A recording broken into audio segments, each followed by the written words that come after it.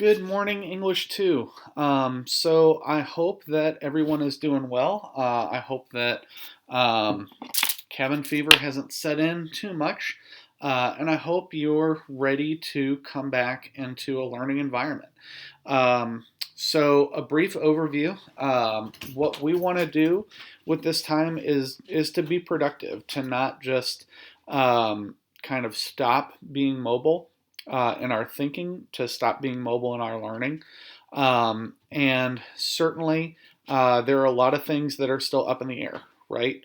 Um, we know as of right now that I will not see you in school again until at least April 22nd. That's when the latest or the earliest available time would be for us to leave this situation and be back in public. We know that could change, right? That could be extended much later, could go all the way to the end of the school year. Nobody is to say at this point what's going to happen. Likewise, nobody is to say what's going to happen with your grades right now. That's still being something that's being determined. What we have decided is that all of the things that I'm going to provide you with every day, these are optional activities. They're strongly encouraged. They're the types of things that we would do in class.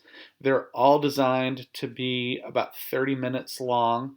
And so my job is to not give you one thing to do a day, but to think about how to shape your day. In fact, that's a little bit of something that we're going to do tomorrow is talk about how to shape your day. But for right now, something that I do every day, I read. That shouldn't be a surprise to you. You guys know I read a lot. And I set aside time to read every day, and we've been doing that as a class. So my hope is that you chose to take your independent reading book home over this time. And if you didn't, then I've provided a lot of resources to get a book. It won't be a physical book, it'll be online. And so one of the things that I'm introducing today is the independent reading assignment. That's up on Classroom. There's lots of instructions on there. There's lots of ways to go about independent reading on there.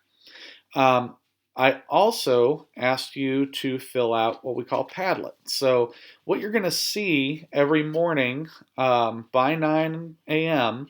is hopefully an email from me with a video. And there's also going to be some assignments that are popping up on Classroom. Something like the independent reading, I'm not going to reassign that every single day. My hope is that you're choosing to read for 15 to 20 to 30 minutes every day. That's my hope. And then anything else that you do with your time, maybe it's journaling, maybe it's vocab. I'm going to give you different things to do to keep you active. I'm also going to have a lot of questions right now about what is extra credit. I'm going to be clear about what's extra credit. My expectation was always that you were going to complete an independent reading project by the end of the semester, assuming that we go back to school. That would still be an assignment. That's not going anywhere. So using this time to read would eventually earn credit, right? Likewise, I've said many times that if you do multiple book projects, then you earn multiple credit, right?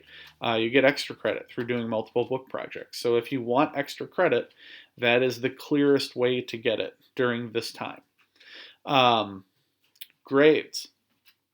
Your grades will be posted and properly posted by the end of the day Thursday. Okay, that's what administration's asked of me.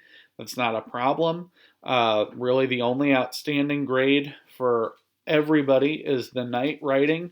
I have been grading those and sending them back. I will continue to do that, and they will get posted on Thursday. And then I have a few kind of loose ends to fix up.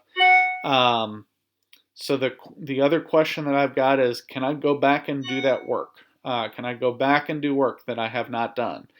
This is also a good time for remediation. So that is something that we want to carefully consider.